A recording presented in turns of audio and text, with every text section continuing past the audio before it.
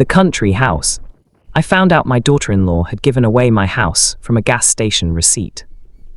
That's the part nobody believes when I tell this story, so I'll say it again, a receipt. Not a phone call, not a family meeting, not even a text message. I was standing in line at the Marathon station off Route 9, buying a coffee and a scratch-off ticket like I do every Tuesday morning, when Hank Corliss, my neighbor out at the lake for going on 30 years, tapped me on the shoulder and asked how the moving sale was going. "What moving sale?" I said. Hank's face did something complicated. The one your daughter-in-law's mother posted about, Carol something. She's telling everybody at the co-op she's moving into the Fenwick place first of the month. Real excited about the dock. My name is Daniel Fenwick. I am 68 years old. I built that house at the lake with my own two hands over 11 summers, starting the year my wife Linda got sick because she said she wanted someplace quiet to get better in, and finishing it 3 years after she died because by then I didn't know how to stop. Every beam in that house I set myself, every window I framed. There's a scorch mark on the back porch post from where I dropped a soldering iron in 2009 and swore for a solid minute in front of my grandson, who was 4 and repeated it at his Sunday school the following week. That house is not a house. It's the only thing I have left that Linda touched with her own hands, choosing paint colors from a wheel at the hardware store, planting the lilac by the kitchen window that's now taller than the gutter.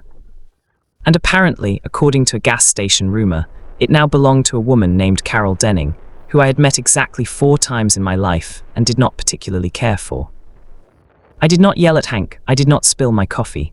I want that on the record because everything that happened after this looked to some people like the actions of an angry old man. It wasn't anger. Anger is loud. What I felt standing in that gas station was something colder and much more useful.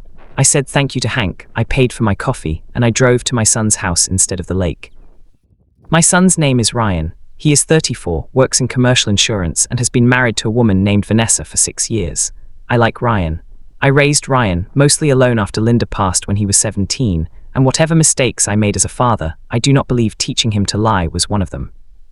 Which is why, when I sat down across from him at his own kitchen table and asked him, calm as I could manage, whether he knew anything about the Fenwick house being given to his mother-in-law, I watched something crumble behind his eyes that told me everything before he said a word. "Dad," he said, "it's not what it sounds like." "Then tell me what it sounds like," I said, because right now it sounds like my house has a new owner and nobody bothered to mention it to the old one. He told me in pieces, the way people tell you things when they already know how bad it's going to sound out loud. 4 months earlier, I'd had a minor stroke. Minor is doing some work in that sentence, but I recovered fully, thank God. After a week in the hospital and 2 months of outpatient therapy, I complained about the entire time. During that week in the hospital, groggy and scared and not entirely myself, I had signed a durable power of attorney naming Ryan as my agent. Standard stuff. Every lawyer tells you to have one. It lets your kid pay your bills and talk to your doctors if you can't. It does not, under any interpretation of law that I am aware of, let your kid's wife transfer the deed to your house to her own mother. But that's what happened. Vanessa, working with a real estate attorney she found on her own, not my attorney, not our family's longtime attorney Marjorie Sung, who has handled the Fenwick estate since before Ryan was born, had drawn up a quitclaim deed.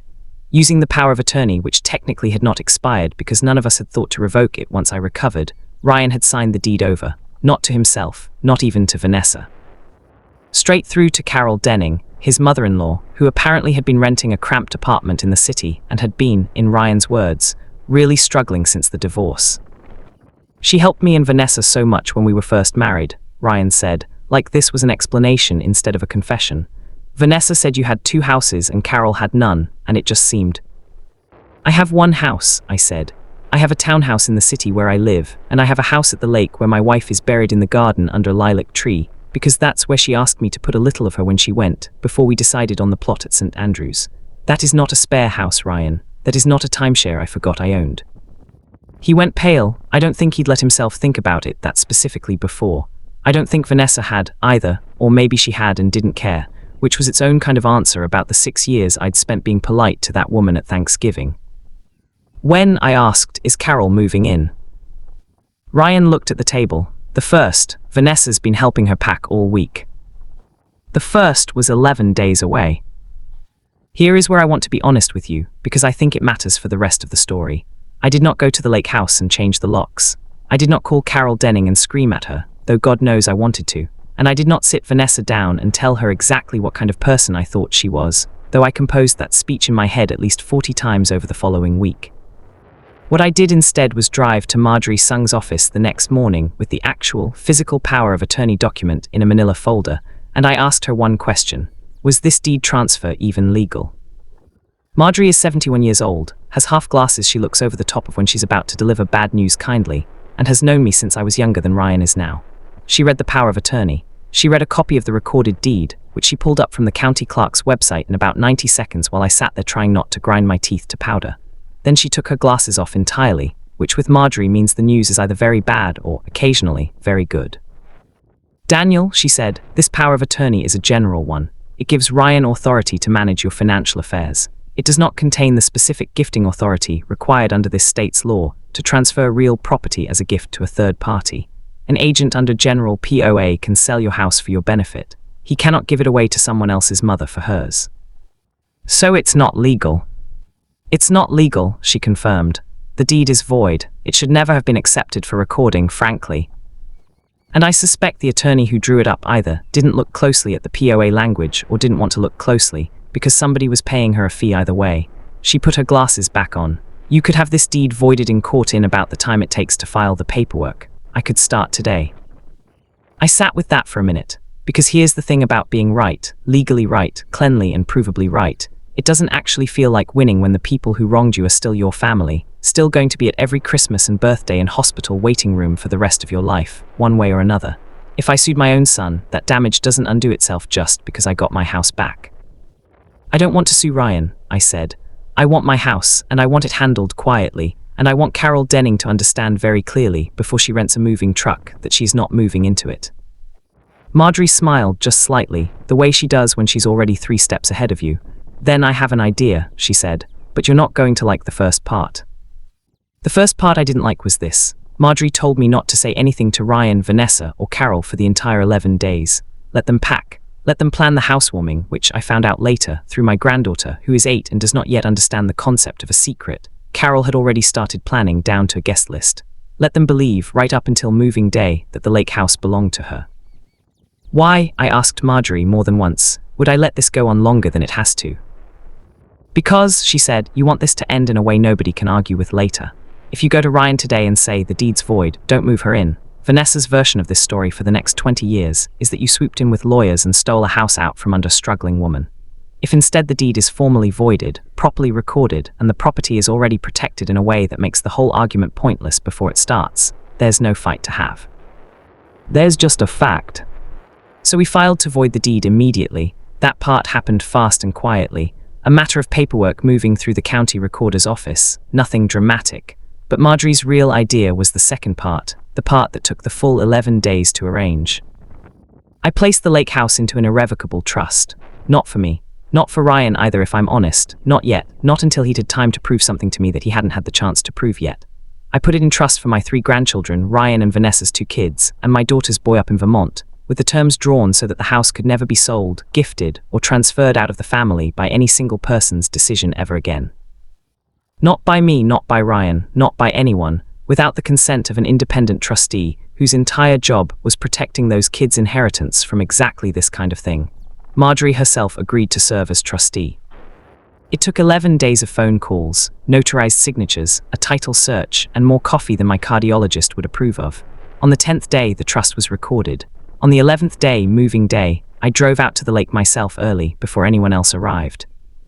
I want to describe the house to you the way I saw it that morning because it matters. Mist was still sitting low over the water. The lilac by the kitchen window had just gone past its bloom, petals scattered on the porch boards like confetti nobody had swept up. I let myself in with my own key, made a pot of coffee in my own kitchen, and sat on the back porch, the one with the scorch mark, and waited. At about 10 in the morning, I heard the moving truck before I saw it. A big yellow rental box truck, groaning down the gravel drive, followed by Vanessa's SUV, and behind that, Ryan's car, which surprised me a little. I hadn't been sure he'd have the stomach to come watch his mother-in-law take possession of his father's house. I stood on the porch and watched them park.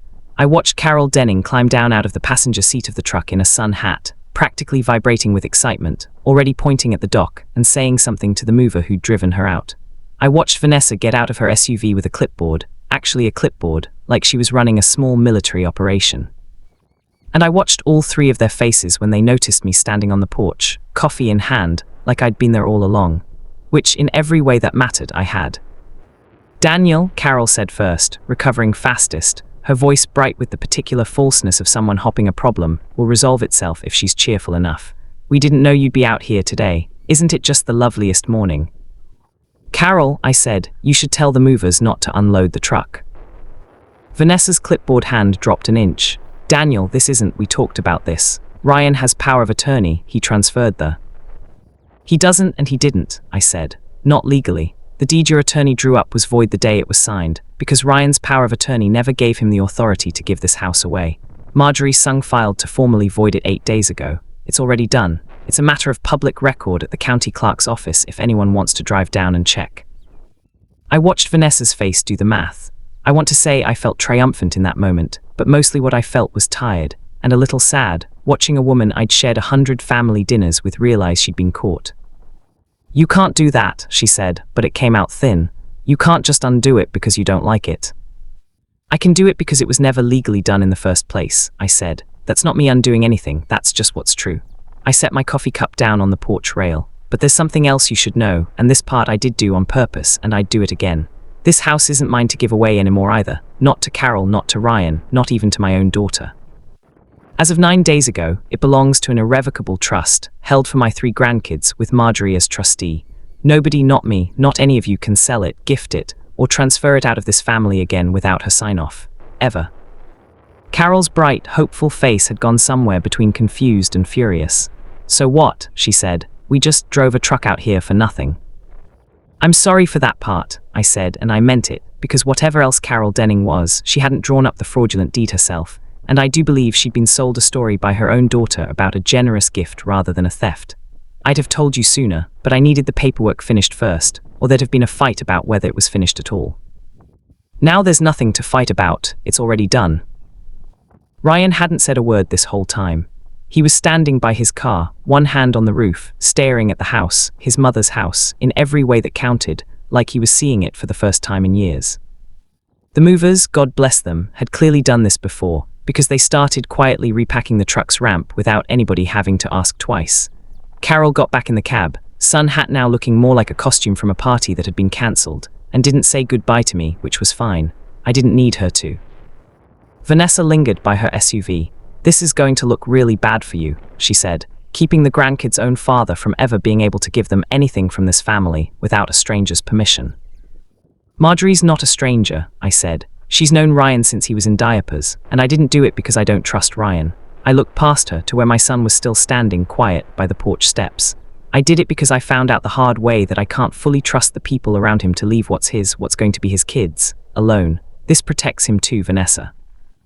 Next time somebody gets a clever idea about what to do with a stroke-addled old man's power of attorney, there won't be anything left to get clever with." She didn't have an answer for that. She got in her car and left. Carol's rented truck rumbled back down the gravel drive a few minutes later, and just like that, the moving sale that had never been mine to begin with was over before it started. Ryan stayed. He sat down on the porch steps, the same steps he'd skinned both knees on more times than I could count as a boy, and put his face in his hands for a long minute. I didn't say anything. I've learned at 68 that silence does more work than lectures most of the time. "I should have called Marjorie," he finally said. "The day Vanessa brought it up, I knew something felt wrong. I just didn't want to be the guy who says no to his own wife over his dad's lake house." "You are allowed to say no to your wife when she's wrong," I said, sitting down next to him. "That's not betraying her. That's being married to her honestly instead of just agreeably." He nodded slowly, looking out at the water, the mist finally starting to burn off in the late morning sun. "The trust," he said after a while, "it's for the kids, not punishing me." "No," I said, "though I won't lie to you, some part of it is making sure this can't happen again, not by you and not by anybody standing next to you. But mostly, Ryan, it's so that someday when your kids are grown, they'll have this place the way I had it, the way your mother wanted it kept. Not as something that gets handed around based on who argues hardest for it, just theirs, safe." He was quiet a long time. Then he said, "Can I still bring the kids out here this summer, teach them to fish off that dock?" "Ryan," I said, "that's the whole point." We sat on the porch together until the coffee went cold, 2 men looking out at a lake, at a lilac bush past its bloom, at a house that had almost slipped away and hadn't, And for the first time in 11 very long days, I let myself actually breathe.